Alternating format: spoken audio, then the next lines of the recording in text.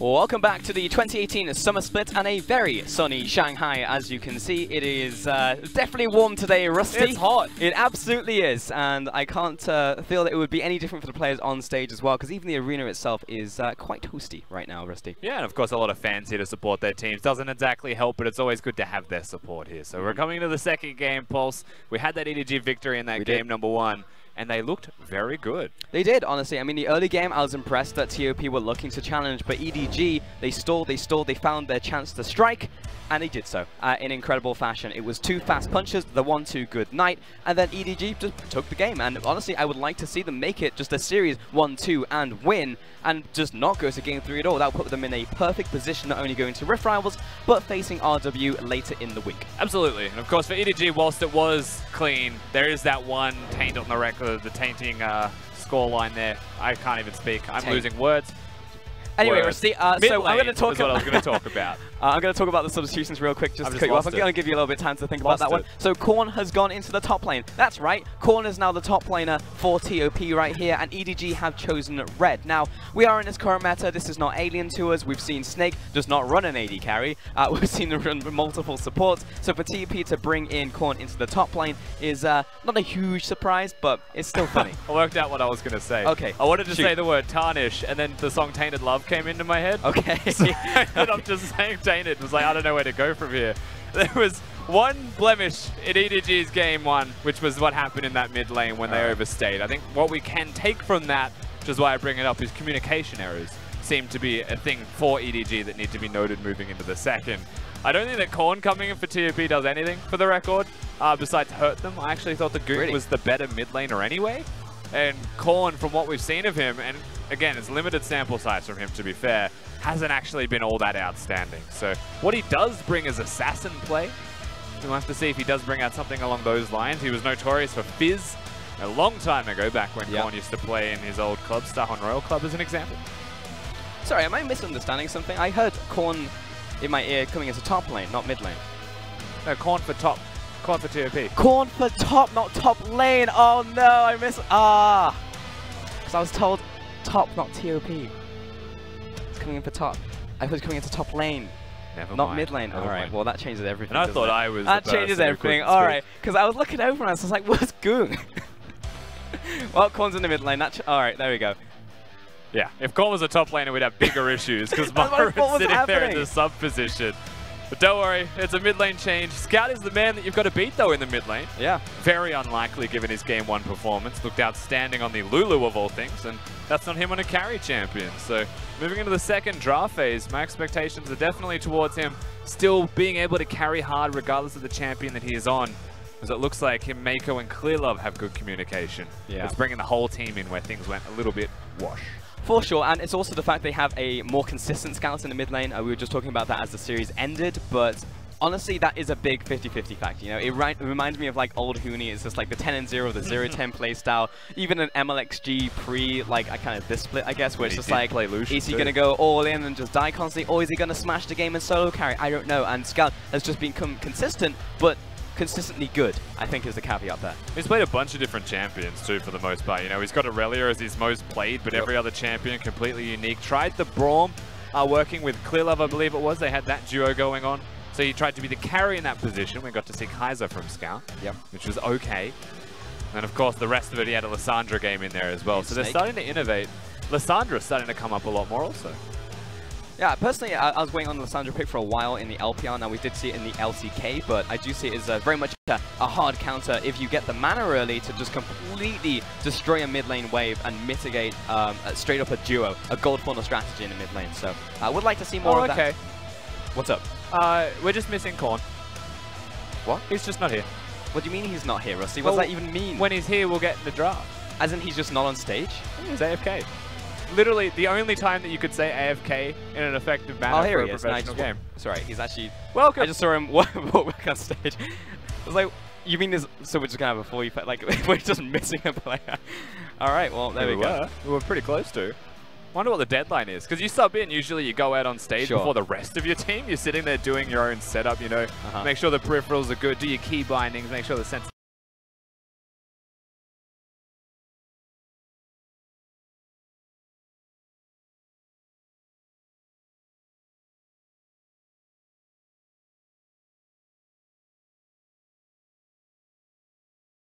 where you would have been like, I'm going to be slow to the stage, guys. Let's just wait a hot second. I've got something to do. Yeah, if I went to the bathroom and I was in Chongqing the or night maybe before. wasn't right, and then...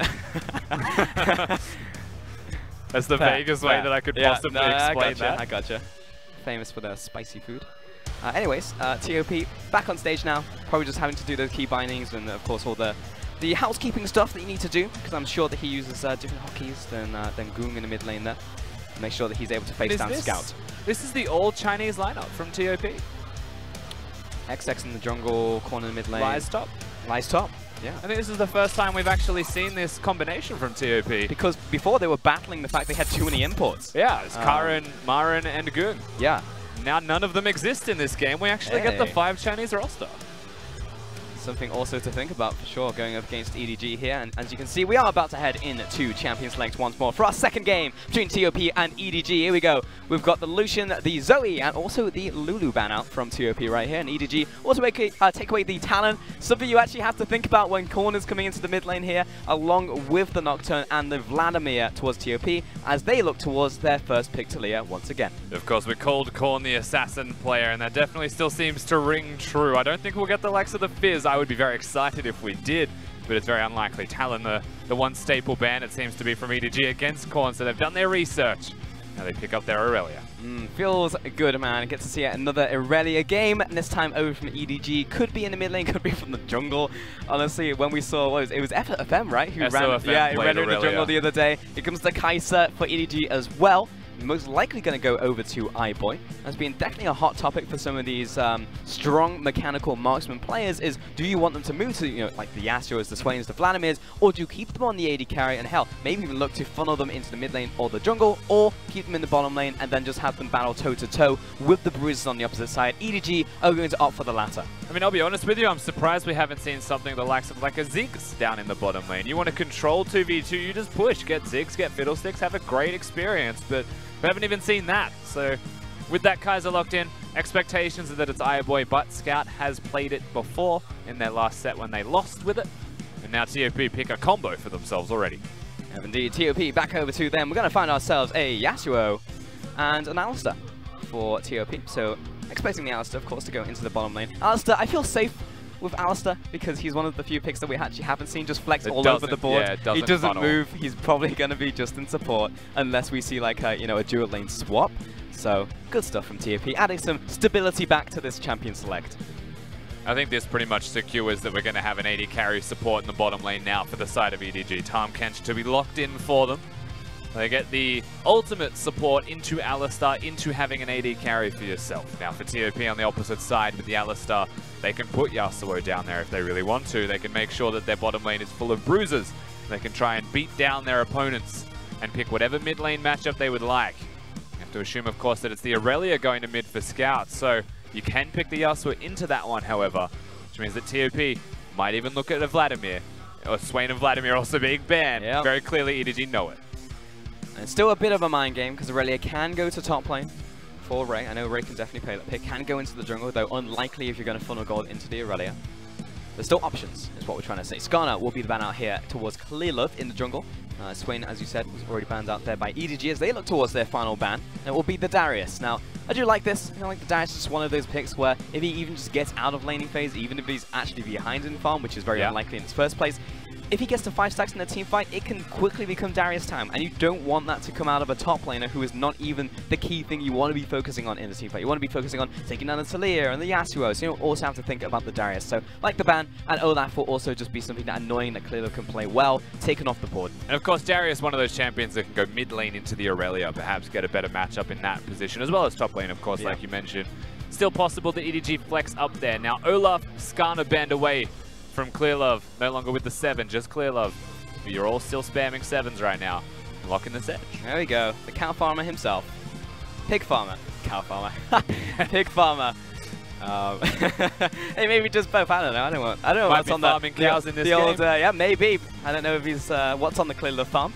But it will be Sejuani for certain. O2 clear in this one. TOP moving towards a potential Morgana once again. I mean, to be fair, Chocho definitely knows how to play the pick well. Saw some snap reactions on the Black Shield, though in those team fights couldn't really get it rolling. We saw the multi-man ultimate just really do not a whole lot because EDG found the 5v5, but TOP are going to give it the old college try once again and lock it in to the presumably bottom lane. Yeah, of course. You mentioned how good Chocho was on the pick. I think that's still a very fair option, especially with the changes that EDG have made in the draft. Having the Sejuani first and foremost. And of course, Kaiser not being an Ashe, you don't have the same utility there, but still a lot of magic damage comes out of the champion. So and we get to see TOP's bottom lane secured with the Alistar and the Morgana. You would expect the Yasuo should be going mid. You would think so, yeah, with the Singe being locked in right there from TOP, but who knows? They can definitely pull some shenanigans on this. That's a lot of combos for Yasuo, though. Singe being able to leave his lane, come mid and get the fling off. Yeah. The free ultimate. We've seen that before. Yeah, yeah. Point and click. Yasuo ultimate buttons is always going to be the way to go. Yeah. Even the flick from Talia and the Pulverized Master are going to feel good for the Yasuo EDG. Final pick on the board. It's going to be Kennen. Now, they were hovering it last game for a long time. Didn't lock it in. We've only seen the Kennen, I believe, 6 times so far. This will be the 7th appearance for Kennen. We'll see if he can actually do some work into this game. He's going to be facing down the Singe, so this was, of course, a matchup that Ray wanted, and that will put the Aurelia into a skill matchup as the mid lane against the Yasuo. Absolutely. The real winning place is Ray. Getting that last pick, getting that Kennen into the Singe, something very early on in the piece. Lies does not enjoy at all. Just gets poked down, so we'll try and proxy as soon as he can. And proxy farming against the Sejuani is just free meat for the opponents to come and collect you. But at the same time, EDG, they want to focus towards the bottom side of the map, as they always do as a team. Shocker. So maybe just leave Ray in that 1v1 to have a good experience, scale up himself, and that's where the question comes about for me. We see a lot of AD cannons. Is this the game where he goes AP after having a couple Doran's Blades, because he's just going to be left to his own devices and wants the team fight? Maybe. I mean, if you look at the team composition, you got AP damage coming out of the Kaiser, but also a lot of AD, and then mid lane is just an Aurelia. So if you wanted to add some extra AP damage into your comp, the Kennen would be the way to do it for those team fights. And historically, what we've seen from them so far as a team, EDG have liked to opt towards the mid-game fight, play around those objectives, look for the big 5v5s, and also just stomp out this TOP composition again.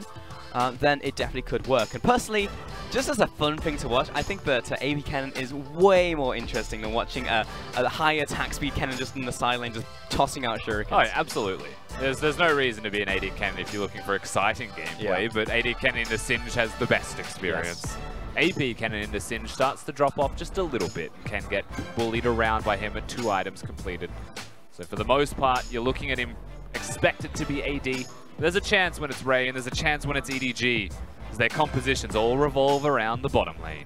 Always the case, especially when you see a Sejuani on this team. You know that Clayler's going to be hopping down there. Back when EDG were running Haro in spring, that was the issue because they would execute the play with a Sejuani. Haro would go down, mis-execute, and then it would just all go awry from there with EDG. But Clayler's back and he knows how to play it, plus he's got Make as his right-hand man. So we're all good as we're about to get onto the Rift for our second time today between TOP and EDG.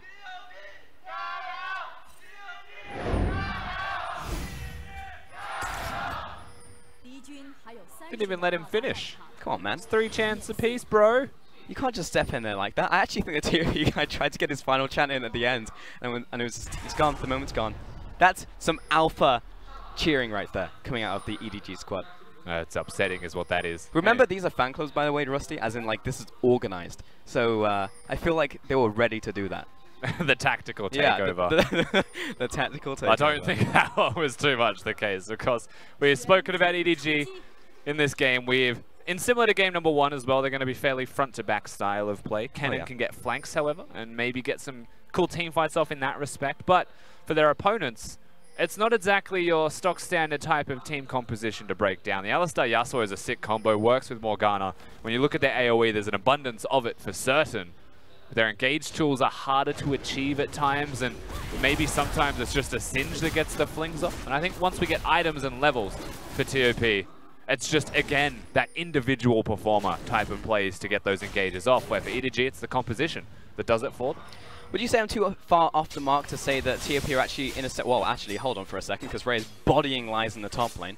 that they're actually looking for something very similar in the sense that they are looking for those picks to initiate these fights rather than the flat 5-on-5s that EDG are looking for here. I think they can still look towards 5v5s, but I think skirmishes is definitely a point of power for them. Yeah, Yasuo Singed, we mentioned before in Champ Select, if that comes to mid lane, it'll be massive. And we've seen it before from, I believe, JD Gaming, when they had a Yasuo, they just went to the Singed lane and they bullied on the opposing player. And I think against a Kennen, that's actually an outstanding opportunity for them to look towards. So they can 5v5, they can team fight. I think there's an opportunity that they just try and take those skirmishes, especially early on, once they hit those level 6 marks. For sure, and this time TOP haven't gone for anything aggressive at the level 1. They didn't look for the invade on to Clearlove. They actually just went back into their own jungle, farmed this one slowly, looked towards the top lane, took the crab, very leisurely, see if there's anything he can do. But for now, XX is just going to farm through his jungle on his Slayer. We get a chance also to look at the mid lane here. This is going to be in Aurelia into Yasuo matchup. Now, we definitely both have our own thoughts on how this matchup works. I think we're generally in alignment, but I do think this is very much a skill matchup. It's absolutely a skill match. Every Yasuo matchup is a skill matchup, to be fair, as well. And same thing with Aurelia, who now bounces everywhere through minion waves. But for the most part, it's about wind wall usage. That usually dictates who wins the lane for the most part there. If you can get the stun off as Aurelia, you win. You just win by default. You get a reset on your Q, you've got Ignite. If you're the Yasuo, you can wind wall the stun, or you can dodge the stun and outplay it, then you start to get more control. You know, dash to those minions as you would like. And for the most part, that mid lane is pretty high intensity consistently against one another. You have to be constantly vigilant.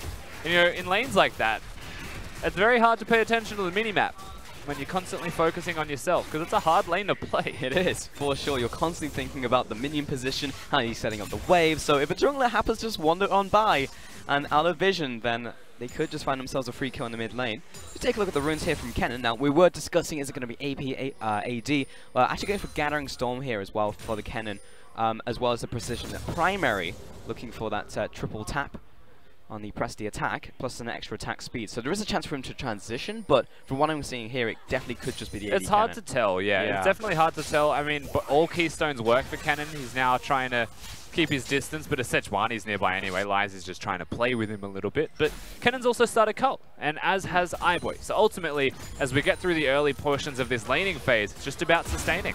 Well, Cat's found himself a target in the bottom lane, and here comes XX as well, finds the flick as well. TOP with an easy first blood. It wasn't even a flash used by Cat. They just catch Mako out of position. They get the free pick, and they're able to push forwards with a big wave.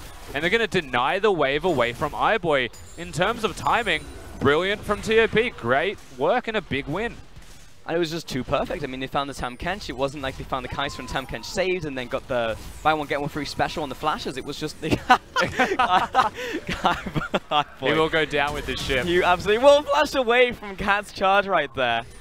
Oh boy. He waved the he waved the white flag. Come on, Cat. He surrendered already. You can't surrender and then attack, you know? Like, it's not really... It was a bait. Oh, got him though. Stop the recall. Hey, that's still a win for TOP in the end. Stopping that recall hurts a lot though, in terms of timing. Remember, through all of this time, Clearlove has been free to move in the jungle as he please. And he's still behind in CS. He's controlled the top side, however. There's no jungle really there for XX at all. For sure. Plus the crab going to be taken, as you just said, and then moving towards the middle lane. I definitely think iBoy is the type of player to set up a full emote wheel. You know what I mean? Because that's not there by default. You only have the thumbs up. So he put time into going into the shop, buying the flag, putting it in. So I'm sure he's got 2 more in there. These are things that you learn when you're scrimming all the time. You know, you don't really expect to have 5 players come into a scrim with the same Apple icon as well, but it just happens. You don't know why.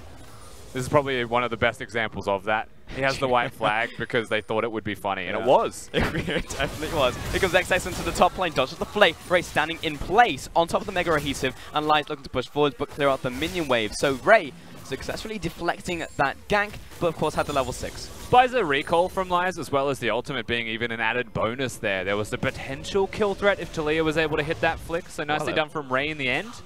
But at the same time, he's going to be perfectly fine. You look at the CS differential. He's got the teleport. He's definitely going AD by those boots. Oh, yeah. He's picked up some attack speed booties. Hello, Cat. Can't tell if this is Battleland or not. It's definitely a cosplay of that. As Scout was just going, okay, hello, Alistair. I guess I'll just walk away from you. It's all about recalls, it feels like. Yeah, Conscious efforts from TOP across the map right now to try and give each other a free time to go back to base as they would please. For Korn, he's choosing to stay, however, for that extra wave, so it's just pushing in what was potentially a frozen wave, an advantage to Scout in any way. Important to note as the waves are neutralized in the mid lane, that Scout is actually ahead in terms of farm by about 10 CS here, so he is getting the better of this skill matchup. Oh, wow. Perfect from Scout. Oh! Throws out the ultimate! The prediction is huge! Defiant Dance, and Scout finds the kill onto Korn. That was beautiful! Just read like a book.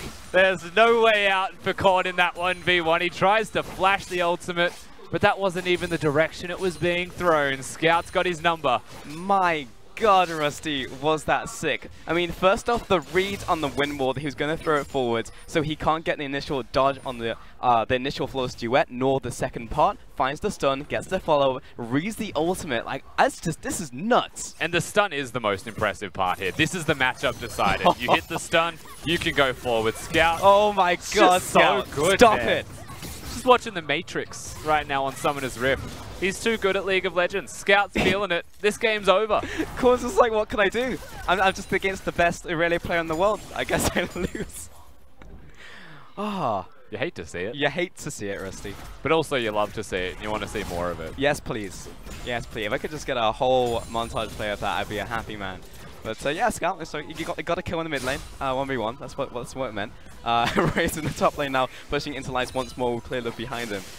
We're 8 minutes in, though. Here comes the wall out from XX. Hang on.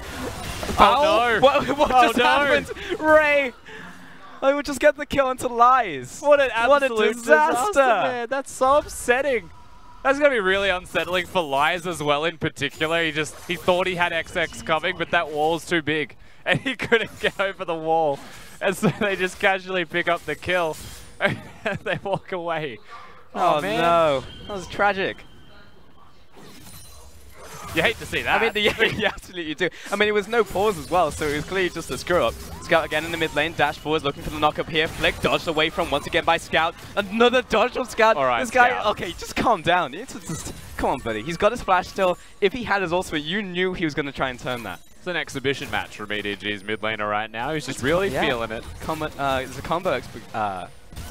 Yeah, what you said. Anyway, Mako looking for the rotation into the mid lane. Knockup comes down, looks for the kill, but dodged away from. XX will be the first to fall. Korn turning it around, look for the knockup, but doesn't have that one charged. Glib turning around once again. Goodbye Yasuo, looking for our third. Here comes the rotation from the bottom lane. Chocho with the lockdown, saves his ally, but 2 down.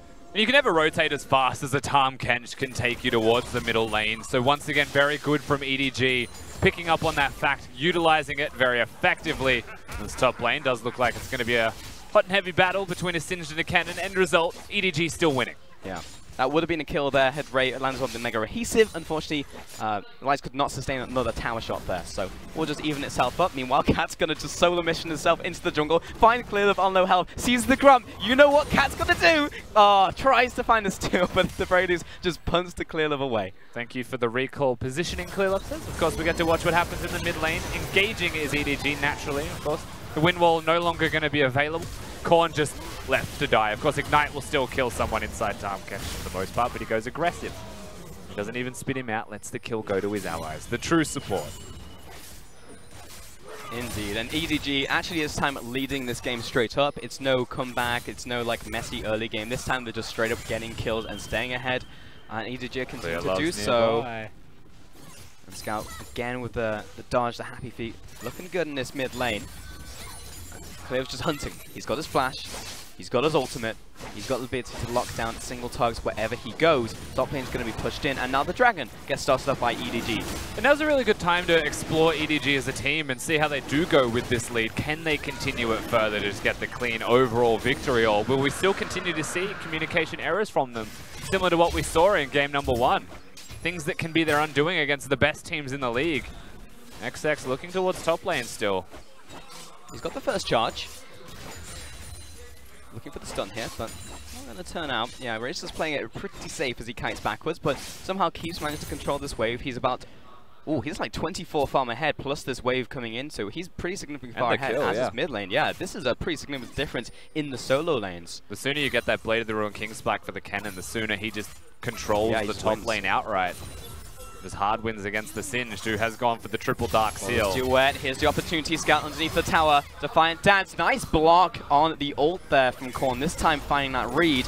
Keeps himself alive. Cat getting chased down in the bottom lane. Black Shield about to wear up. Slightly slow on that one. Double turnaround onto the knock-on. iBoy saved by Mako. Starting to walk away. Flash over the wall for the Soul Shackles. Looking for the read. Dodged away from by iBoy. But now Mako under attack. Cat following through. Chocho on the chase. Waiting for these cooldowns, looking for the Dark Binding. Up in one. Where is it? Mako turning around. Here comes the wall. Dodged away from once again. Oh, finds the kill. XX is huge, and there's the double. And frankly, iBoy could have just left Mako to die. Chooses to turn back around, maybe have some presence, bait out a Binding. And he does bait out the Binding, but it also brings an entire Talia to follow that through with the kill. So now bottom lane, the one place the TOP was successful with their earlier gank on, they go back again a second time, and they get the turret, the first tower at that. Well, I guess we'll call that one the commentator's curse, won't we, Rusty? EDG looking so good right now, no real mistakes, getting ahead, leads in top and mid lane, and TOP get 2 kills in the tower in the first tower of the game at that. Ray is going to respond though with top lane, that's a fast cannon on the auto attack, but still, while EDG have the lead, TOP equalized 2,000 gold in a 30-second play. Certainly did. Of course, with that top lane going, mid lane turrets are still going to be super healthy because they're just bruises. Most of it happens through the bottom and top lane, respectively. You can see what happens here. Cat, the ultimate's gone. EDG back away from here. I mean, you take that. And then suddenly Cat flashes back forwards, turns around. You can see an AoE combo between them. And it was close from Chow trying to flash back over with him. Mako selflessly sacrifices himself to keep iBoy alive. And look at iBoy, he's hovering. He turned back around, he walked back towards him just a little bit, and opens himself up to potentially die and just gets bopped. XX also rotating while the whole play was happening from top side, so it was just a little bit too easy. Fish in a barrel there. As Cat's going to find himself Clearlove once again. Clearlove has seen way too much of Cat's face this game. He would definitely like him to stop invading him. And so Chocho going to push up the top lane, Ray sitting in the bush, and will receive this one while he's got Clearlove behind him, feeling very safe to do so. And EDG is still in the lead in this game. That's important to note. They're definitely in the driver's seat, though the passenger is just occasionally coming in and swerving the wheel.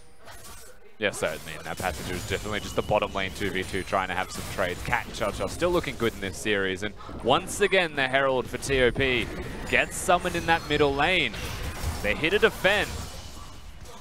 This might be a mid lane tower. Shelly's going to get a full charge off at full health.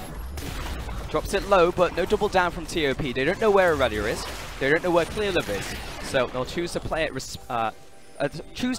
respectfully. And they're at item spikes, EDG, so TOP have to be respectful. You actually try and take that fight, you force that trade for the turret, you're against a Trinity Force, Quinzu's Rage Blade, well, End Blade of the Ruined King. Of course, no longer a stopwatch on the Time Catch, but no matter. So good. Mako setting up in the bottom lane. Clearlove coming in from around the side. Lies just off his flash. May need to burn it with the rest of the team coming in, or may not want to, because here come 4 players. Flashes over the wall, finds Moko and iBoy, but he's already back to his team. XX, Clark, and Cat as well. Here to defend. Here comes the Vanguard's Edge onto 3, but Defiant Dance is about to go down. Save out from the Tam Catch, flashes away, spits his ally to safety. Ray on the backside finds Lies, looks for the kill, finds one. Irelia dead. Another Tam Catch licking away onto Chocho, but it's XX under attack. Korn following through once again, finds one, finds 2, and Clearlove in the pit here on Ray, and a 1v1 finds it. Wins his trade in the battle arena, but we've chosen the wrong place, wrong game of battleships, and Cat is on his way out. Cat will survive, but the rest of TOP go down. A heavy trade from both teams. In the end, Ray just has a 1v1 against Korn. Is able to come out on top. Shows what it means when you can win these lanes, get the CS leads, get the item spikes, and utilize those to get the team fight. I don't think that was the correct timing there from TOP. They could have just walked away with their top laner intact, and still the fight breaks out. So what does that mean in total? Well, EDG still ahead, still won that team fight, but it's still scrappy. It's the fact that TOP is still fighting back as we take a look at the very start. Because this all starts off with what should have been just a clean pick here. Yeah, Clearlove uses the ultimate very early into the piece there as well, so can't follow up here. And now you back away if you're TOP, you'd say that's pretty good. Scout goes forwards, and that's the thing, they saw the kill. So they come back forwards, they try and make the play. Scout actually ints over the puddle, by the way. Just so you know. And then Ray comes in and carries the rest of the team. I just needed to make that clear because it looked pretty funny. And Ray comes in, finds XX. Then also here, gets the stuns off. His attack speed's incredibly high. No chance for the Yasuo to get the Q off. If your Q gets cancelled by a stun, it goes on cooldown. Wait, the third charge, really? No, just the Q in general. Oh, right, cooldown. I see. Things unlucky. I wish I didn't know. I mean, this is the thing, right? When you talk to, you're not like a one-trick, but somebody who's played a lot of the Yasuo. Like when I was talking to Clement the other day about Kled, and I was like, holy moly, the facts that I'm learning about Kled right now. We call that the Heisendong at the moment. Over the wall, looking for lies, but he's just going to run this one in circles. Caught out by the ultimate. What a lead there from Clearlove. And that will be a kill over to Ray, but the counter play is in the mid lane from TOP, and that will be a tower for a kill. And again, TOP pretty good at reacting to things whilst they may not be going first, but EDG able to throw that first punch and usually get that little bit extra from it. Of course, this top lane pressure. 5-0 is Ray working towards what appears to be the Guinsoo's Rage Blade. Cat, that's a deep clang. Closing round, yeah, the noose is about to be strung around EDG, following up onto the cannon. No ultimate to be seen just yet. He's dead already. Maker rotating to the top lane. May just sacrifice himself as well. Catfish not currently on the menu because he is escaping. Get to the chopper. I'm going to save you, Sage Clearlove, and that will be his partner in crime getting out, but Ray's dead. It's a 1-for-1. Mako undoubtedly has a lot of regrets with what has just transpired with his ultimate towards the top side. Ray, no flash. Clearlove, no flash. And I think Clearlove did the right thing in sacrificing his top laner, but that's just a big mistake from EDG in general. Staying an extra wave when it was mid lane to top lane, it's very short in the amount of time to translate between those two positions. So they get caught out for it, and the shutdown goes over. Big shutdown as well, because current Kennen was 5-0 at that point. Now he's 5-1. He's got the Blade of the Ruin King and is on his way to the Guinsoo's Rage Blade as well, but it's just that small little bit of gold back to TOP, which might come back to bite EDG later on. For now, though, Kennen's still being going to be very obnoxious in a side lane, trading up against someone. It's still only 1,000 though, Pulse. You know, realistically, the shutdown does mean a great deal because it goes over to XX or it goes over to Korn, and these players that'll be grouping up and taking these team fights constantly. As long as Lies doesn't die, maybe he can keep the Kennen busy. That's the game plan for him. But ultimately for TOP, if they can find the 4v4, their combo as a 4-man unit is massively powerful. For now, we are just setting up once again in this mid lane, clearing out this ward real quick. Actually just see EDG retreat back to their side of the jungle as TOP once again looking for a dragon. It's going to be just a Cloud Dragon right here, and XX, of course, very easily able to solo this one out. He's also picked up the Banshee's Veil for himself, alongside of his AP item, those Sork Boots. Of course, you can see what a bit of momentum does for you. XX able to be super strong right now, compliments of his nice early ganks in the bottom lane. Has translated himself into a decent lead over Clearlove. So a bit of extra jungle control for the side of TOP, nets them that one. Baron also up to 30 seconds is the place that all of the focus will start to shift towards, as teleporting members of teams will most likely want to go to the bottom lane. But not currently. It's still playmaking time. Not right now. Yeah, Scout's down there on this Aurelia with the, of course, Flash and Ignite. He's snowballing in his one-on-one, it seems. Yeah, but it also brings Korn down here as well. So it will mean a 4v4 if something erupts around the Baron area. And you're right, for now, iBoy is hovering around the mid lane. Ray is actually in the jungle. If we look at the TPs from the TOP side, actually very similar. As Scout will find himself the bottom lane tower. Just once again, evening up the towers. That one's a freebie. That one's a gimme for certain. They're grouping around Ray. If they can catch him in any way, then one of the strongest members of EDG goes down. A lot of the gold disappears off the map, and that opens up the door for TOP to make the plays. But at the same time, going to where Ray is going to where the strongest person on the team is. And if EDG are able to get around that fact, might be able to get the team fight. That's what you'd have to hope. It's maybe someone getting caught in translation, someone getting caught in that rotation towards a lane that could spark this one, be the catalyst for the fight. Because it's pretty obvious who we're going to be following. You know, iBoy's been following up. He's been powering up through this entire game, so he's going to be pretty big in this next one. Along with the cannon, along with the carriers, of course. Scout in the mid lane. We've got to be looking towards those for EDG. Oh yeah, and iBoy's also going towards that full AP Kaiser build. He's got that Stinger, most likely the Nashes. Even has a Dark Seal in there for stacks. Why not? You know, get stacks. Feel good about yourself. Get a Mejai's. Buy a house. Hey, buy your whole team a house. Clear deserves it. But on the opposite side, of course, Korn. Again, doing the same. That was clean. Chocho, that 200 farm, in a much better position this game than he was last time. So we've got two big AP items. And Korn hasn't been horrible as a substitution for Goon. That's the most backhanded thing I've ever heard. It was not at all. I'm just saying he hasn't been horrible. Okay. Facts are facts. He hasn't been bad. He got solo killed, but he got outplayed during that solo kill. You have to give more credit to Scout than anything else. True.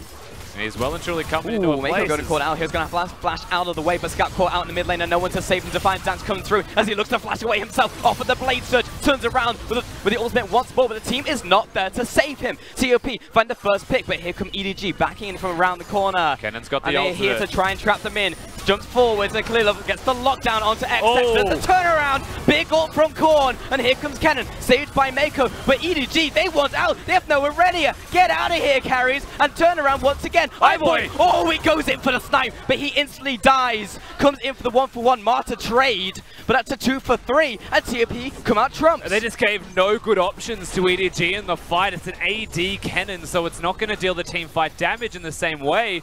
And Cat comes in so clutch. And you get to see what the combo of TOP can do. You get the Yasuo, you get the Alistar, everyone goes down. Very nicely done.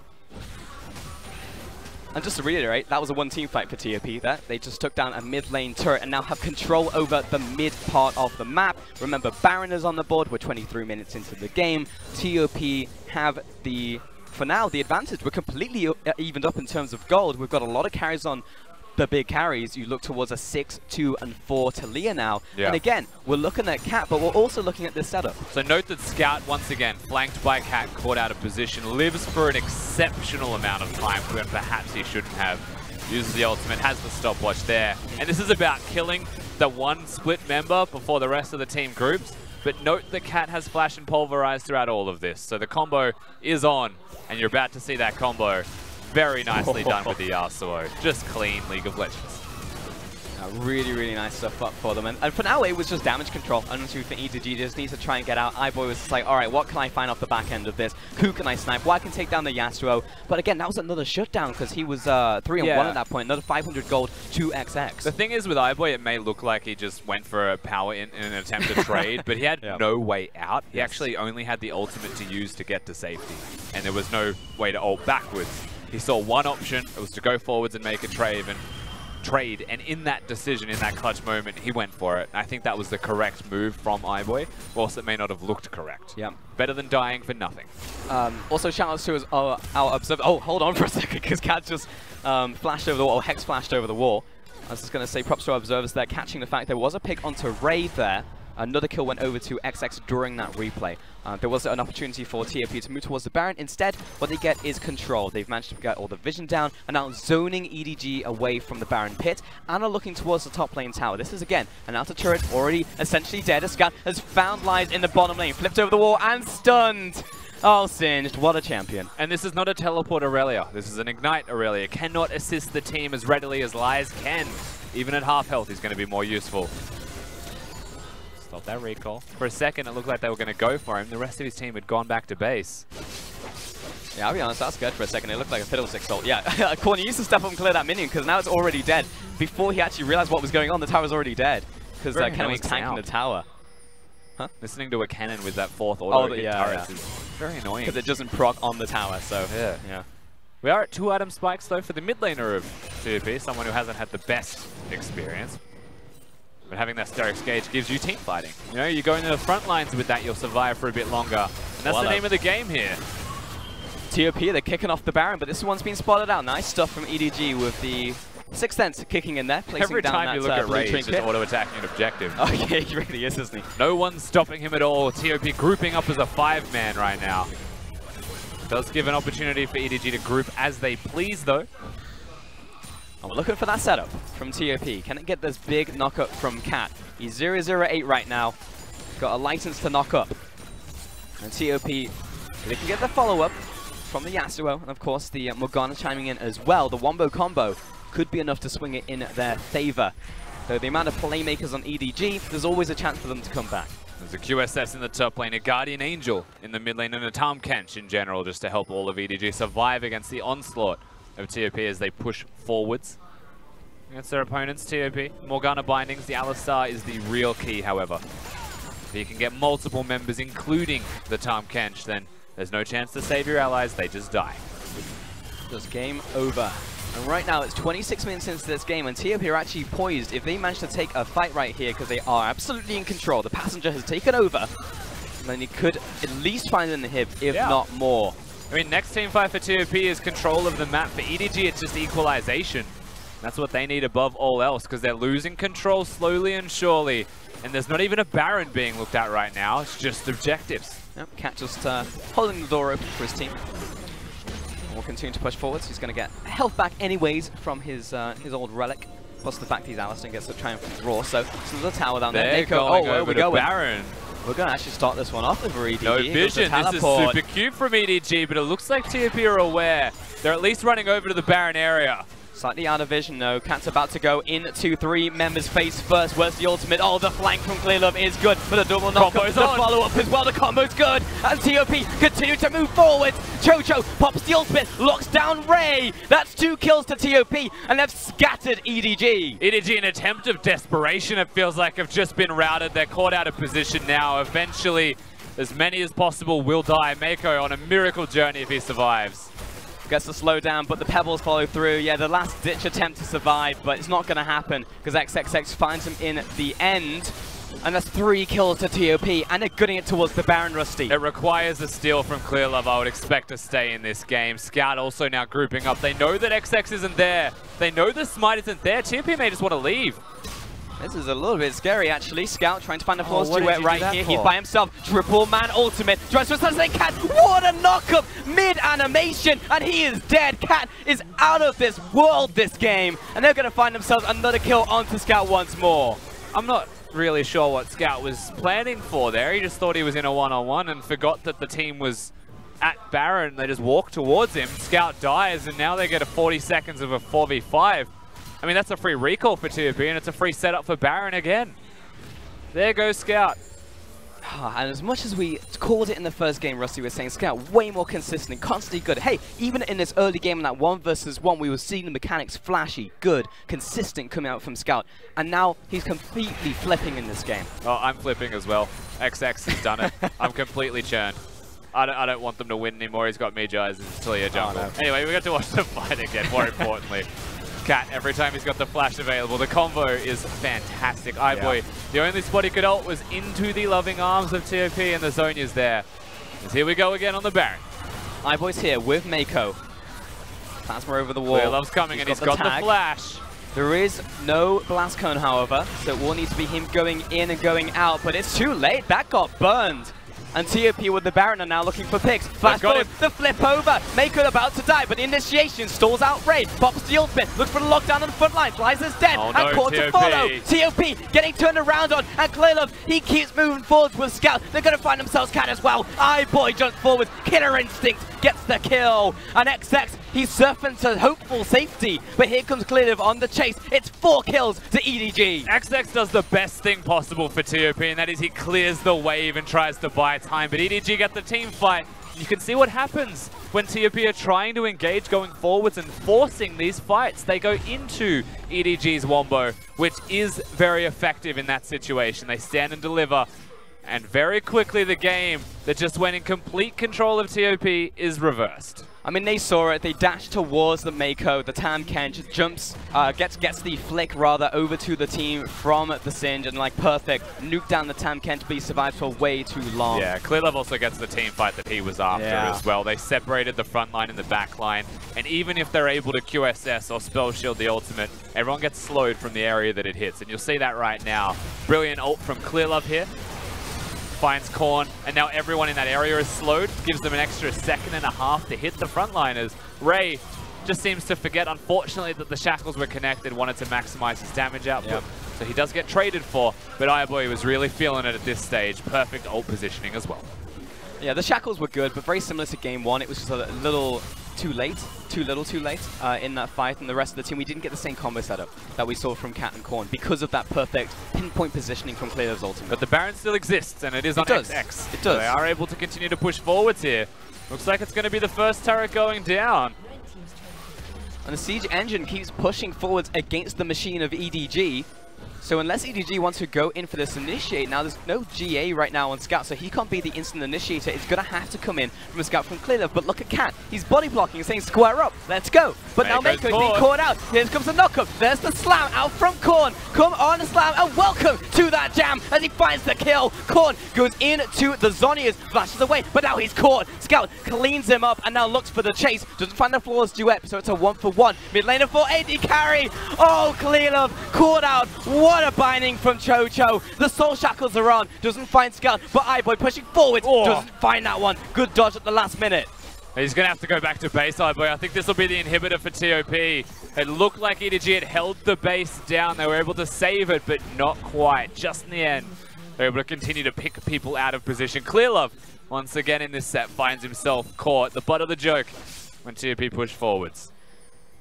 It's really, if the combo works out from TOP, it's probably going to be a team fight win. And that was only onto one target, but he died so quickly. And TOP managed to find the win. And also the fact that ClearLove getting caught at the end there obviously doesn't help. But still, it's the fact that TOP are getting these setups right now, and they can do it in the 5v5, which make them so scary. And we saw again, not really that impactful is the Kennen in these team fights. Wants to be able to split push, but can't. They're just pressuring. They get the Baron buff. They step up. He's hitting the closest person, but he's going to get zoned out by XX. Quite simply, a big Talia in the jungle. This is the biggest Talia. 14 stacks on the Magi's, lots of AP, lots of kills, lots of goals still over to this jungler. He still Why does it upset you? Because he hasn't died in a while, he's doing pretty well. Hey, he was the only person surviving out of the last team fight. Because that Magi's could be any other item. Pulse, yeah. That's why it upsets me. But now he's got a death cap too. But where's his Zhonya's? You know, where was that death cap before? Why does he need a Zhonya's? If you're not going to die, why do you need protection? Riddle me that, Rusty. Everyone needs protection. Oh, I think he's fine. I think he's got his team there already. He's got multiple members moving forwards. He's got Morgana, Cat, and Korn going forwards. But here's Ray. He's found Lies right here. Doesn't quite get the stun down, but here comes Tamket. Who's he got with him? I can't tell right now. iBoy. He's got iBoy with him. Here comes the rest of the team looking for the stun. Ooh, sidestep. Fancy footwork there from Lies. Gets him out of dodge. Ray actually used the lightning rush in the bush to run away and then realized that he wasn't meant to be running away. So they didn't have the follow-up to secure the kill, but still pressing forwards is EDG. The second the Baron subsided, the second they know that Korn is on the top side of the map away from his team, they press the attack. They did, but they didn't get anything from it in the end, and Korn managed to get a whole wave to himself. So in terms of funneling, it was actually another win over there to TOP. But take a look at the positioning on the map right now, Rusty, because EDG are well and firmly outside of their base. So they're no longer just languishing in their base, just sitting there being like, twiddling their phones, being like, well, I guess we just lose. They're actually pushing out, making sure they gain ground, and actually look towards a potential Elder, which is going to be spawning soon. Yeah, as the game state goes, they have got a bit of momentum. There's a bit of wind under their wings for pushing out. The inhib being gone in mid lane is the easiest one to push through with, so it doesn't matter too much. And even then, Ray is still going to be very fast at taking down super minions with the build that he's got. End of the day, I think EDG are still in a comfortable position, whilst it could be significantly worse. The gold is actually dead even. All right, Rusty. So hey, I don't wish to alarm you or upset you, but iBoy has a Magi Soul Stealer. Ignorance is bliss. You just decided not to acknowledge it. I did.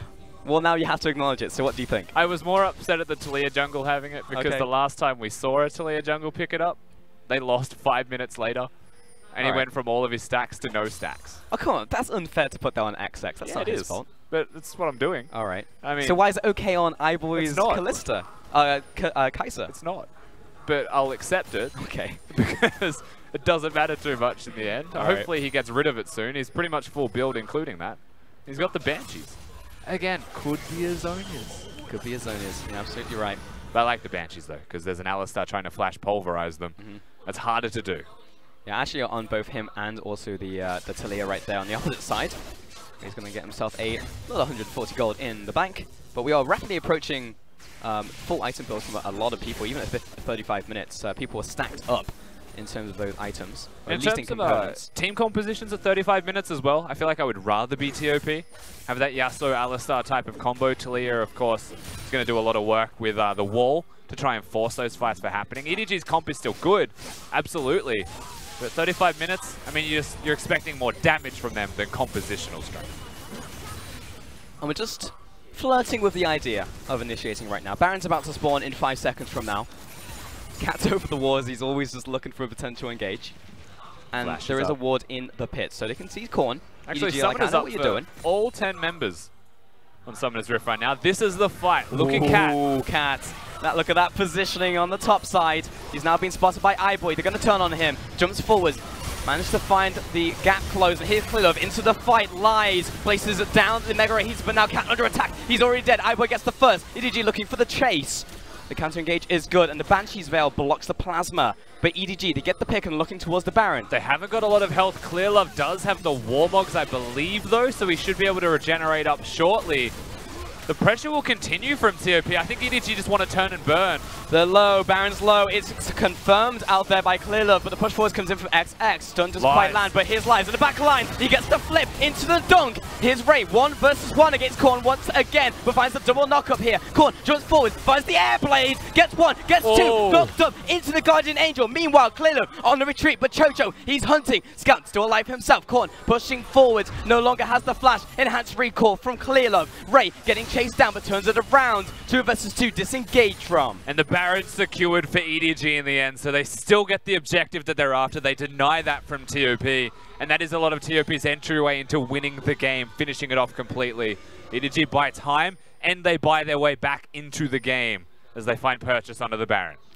Indeed, he managed to secure that one. Very, very important here for EDG. But now, Elder on the horizon, Rusty, in just 35 seconds from now. We're looking at these death timers. About 10, 15 seconds on both sides, but EDG will have slight tempo advances to it. Let's take a look at that Baron fight one more time, however. EDG with not a lot of health to start this one off, as we mentioned before. Lies comes in with the teleport, so he's able to find the first attempts at picks, and does get iBoy into the combo straight away. How's that Mejai's feeling? Ray with a fantastic flash, of course, to get rid of the binding. Looks to kite forwards with Mako and gets the flash out of court. But the awkward timing on that tornado knockup was also with his Guardian Angel going down. That's the disengage time for everyone there. Get those Baron recalls off. Try and set up the side waves and get control right now. But it looks like bottom lane's going to push for TOP. It's not going to be a 3-lane affair of control here for EDG. I mean, EDG already had the crab. Good little flick there out from the Talia.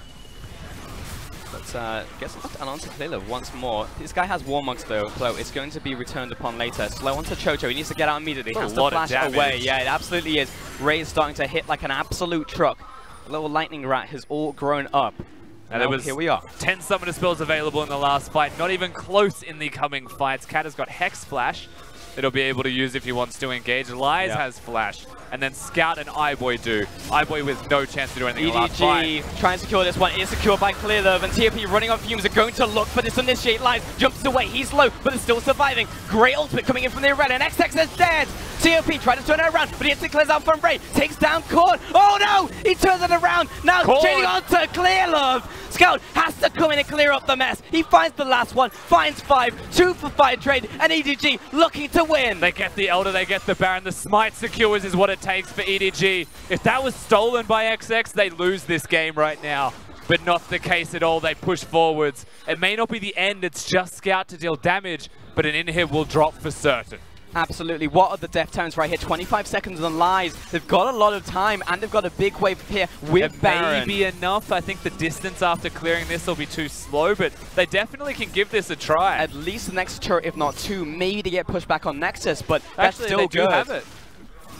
9 seconds left. I think they're good. Yeah, they've got it. Yeah, they've absolutely got it. Lies about to go down, and this is it. EDG with the team fight win back-to-back. Move on to the Nexus and get themselves the 2-0 win. And a sick last team fight at that. Little details meant so much at the end of it. Korn shows up on the Yasuo, does a lot of work, but iBoy being saved by Mako in the middle of a chaotic team fight. No flashes being available for Cat. He was at the fight too late. These small details will come back to haunt them in game number 2. But at the end of the day, EDG, they hit the smites. Clearlove hit the smites, so they got the team fight. And can we just talk about that Yasuo for a hot second? Because in that team fight, I called him. I was just like, oh, he's dead. Oh, no, he's actually getting his health back at like 1% HP. Finds one, gets the second onto Clearlove and Scout. Luckily, Scout was alive. I think if Scout wasn't alive right there with Q off cooldown, then Yasuo would have cleaned up. They're such hard to navigate team fights as well when you really like highlight set champions in these compositions. Yasuo and Singed hitting single targets are in the back line. But then Kaiser's a champion that turns a back line into a front line and completely swaps the state of fight. So In terms of execution, I thought it was very well done from TOP. Yeah. But the chaotic nature of the team fights from just the champions alone started to make things very difficult for them. I agree. It's a bit of 50-50, right? Because we even called it in the early game that we wanted to see TOP go for some of these skirmishes. They feel much better in those situations. And that's very much what we had in that final fight, was essentially 2 skirmishes. Yeah. But you're right, because of the chaotic nature, a more veteran team like EDG can navigate their way around it better, even though the composition from TOP was more suited to the situation. This whole best of 3, the 2 games that we just watched, iBoy is not the MVP in either of them. Mako did a lot of work in keeping him alive, though, to deal the damage that he dealt. I would say ultimately Scout with the outplay still wasn't even, like, there was an individual from EDG didn't stand out to me above the rest. And so for that second game, honestly, I might even consider Clearlove because he played consistently well, but Ray did a lot of work. Ray did a lot of work, but he was often shut down in fights. But Clearlove, with the double secures on Baron and the fact he was landing perfect ultimates, not even just landing them, but the people he was landing them on. Remember the Baron fight where he pinned down Korn so he couldn't ult? Like, I think of those moments. Korn and the 3 carries that he slowed down, exactly. for sure. But it's hard not to give it to Ray after his flash when he was fighting the Yasuo. So, man, that was just a close game. Yeah. I mean, 40 minutes as well is a pretty long one in this current meta. But no, good stuff from EDG in the end. It was a little dicey from time to time, but more than anything, I think that's credit to TOP and how they've grown so far in the split. Certainly. But I will say that EDG moving forwards now into their match against Rogue Warriors in 2 days from now, feeling pretty confident. I mean, you want to walk away with a 2-0 win here against TOP. Yeah, the risk is obviously Rift Rivals coming up. You want to see cleanliness, and that wasn't perfect from EDG, but we're seeing positive signs. We are for sure, and it was looking strong in general. For now, though, with that series done, we're going to toss it back to the analyst desk to take us through that game. Thank you, ladies and gentlemen. Thank you, gentlemen. Lovely to see them wearing the colors of Origin, blue and red. Up the Blues. Good on you, Rusty. Still supporting your team despite them dropping 2-0. A little bit unlucky there, but fantastic match between EDG as well as TOP right there, Raz. And we were talking about from the start of this show that is about iBoy protecting iBoy nice and early. Yep. What the heck happened? Oh my! Don't even ask me that question. I just asked you that question, Raz. What the heck happened? To answer. Doom. Okay, no, honestly, it was a good question because ultimately, once again, shut down in the bottom lane. iBoy finding time to gear up for these team fights. They're difficult, especially when he's playing team fights rather poorly, and it's not his fault in how hectic they can get.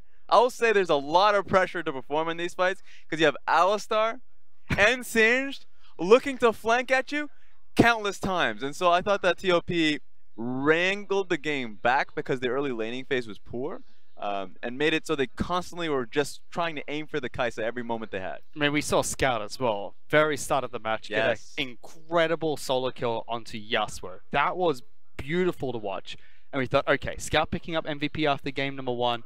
Back-to-back performance, here it comes. But after the solo kill, he kind of crashed for a little bit. Things got a little handy, because remember, my expectation for how that mid lane was going to go, Ignite Yasuo going up against Irelia Sejuani. All Sejuani needs to do is just basically set up for a control ward there, get a flash, like Q flash, and it's so difficult for a Yasuo to get out of that situation. You already mentioned you don't even need the Sejuani if Scout's playing that godly. Yeah, and Scout was playing well, Ray was playing well, Clearlove was setting up as much as he possibly could, and we just had 40 minutes of why enjoying watching the LPL, and we're about to get a few more minutes of that because we're just going for highlight after highlight after highlight, starting with Scout, styling on Yasuo. You made a mention of it.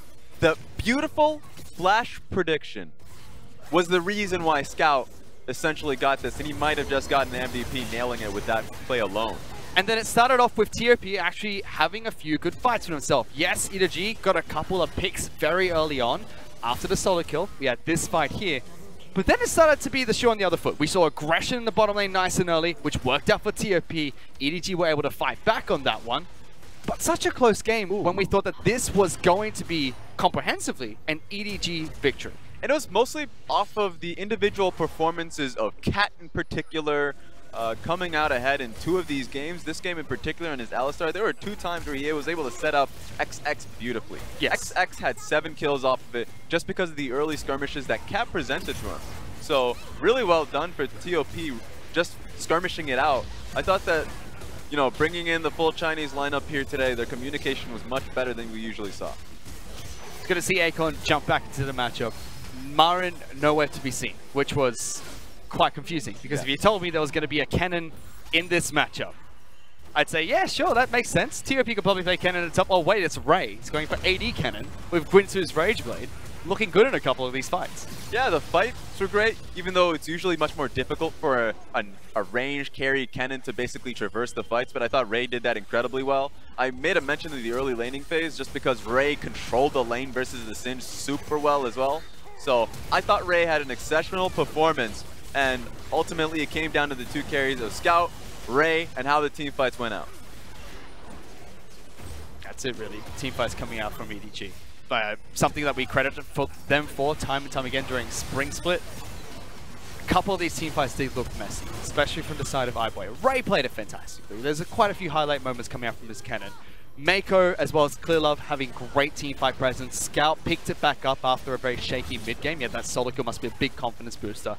iBoy was janitor today. He wasn't the flashy iBoy that we saw when he played against WE, often making a couple of big mistakes. And I think the key point for him was that picking up Banshee's Veil and just being able to protect himself was key. Plays like these happened, and even though this ended up turning into a one fight, he was at least alive for the majority of it so he can output damage. In the previous fights, he would get picked off immediately, and he needed the Banshee's Veil. So you saw the flank plays coming out of Singed, in particular Alistar. The moment Alistar came in and he had Banshee's Veil, that play was completely cut off. So finally, it was iBoy that was available for the fight, and EDG could win. Yep, Cat thinking he was a ninja in that second last highlight that we just saw. Unfortunately, he's a cow, doesn't work out. Final team fight around the Elder Dragon. Again, iBoy getting cashed out, but Mako, time and time again, making sure that he's there to protect him. That's what we see from EDG during the laning phase, and similar to what we saw from them in the team fight in that match itself. But that was beautiful to watch. Back and forth between TOP as well as EDG. Scout, however, still picks up MVP for game number 2. I mean, yes, the solo kill was impressive. His team fighting was great. But man, Mako's been robbed here, Raz. Yeah, because we always forget about the plays in between for Scout, because remember the mechanical plays, as you mentioned, in the laning phase, in the team fights, but there were times where he just got caught out, and it was Mako that was consistent. I can understand that. I can respect that. But the man of the match respects the flashier players. And Scout was pretty damn flashy that game. It was flashy. It was an action-packed match. And this is why we watch the LPL. On top of that, we've got the LPL going to Rift Rivals, Raz, going up against the LCK as well as the LMS. That's going to be beautiful to watch. But is EDG actually in form for it? Because they've been a little bit shaky in their match against TOP, a little bit of inconsistency over the past 2 weeks as well. Are they ready for Rift Rivals? Based off this week alone, no. Remember, being a C2 team means you're going up against a Freak of Freaks. That's going to be the major point that they're going to look towards, and I would say that already looks rough. One thing that I would love to see out of EDG is just to clean up a few of their team fight plays, because there'd be times where they win out team fights and be a little bit too greedy. I'm looking at specifically ClearLove that happened in game 1, and in the second game, they were essentially ahead in the laning phase, and they didn't get the control wars down, tag teaming between ClearLove and Mako. That's what we know them for. It didn't happen this game. Very shaky coming out from EDG, but they're going to be joining Invictus Gaming, RNG, as well as Rogue Warriors going today. If my quick maths are right, 3 + 3 is 6, and that's how many days there are left until Rift Rivals starts between the LPL, LCK, as well as LMS. And we have another team playing later on, Raz, right after this match. It's going to be Rogue Warriors taking on WE.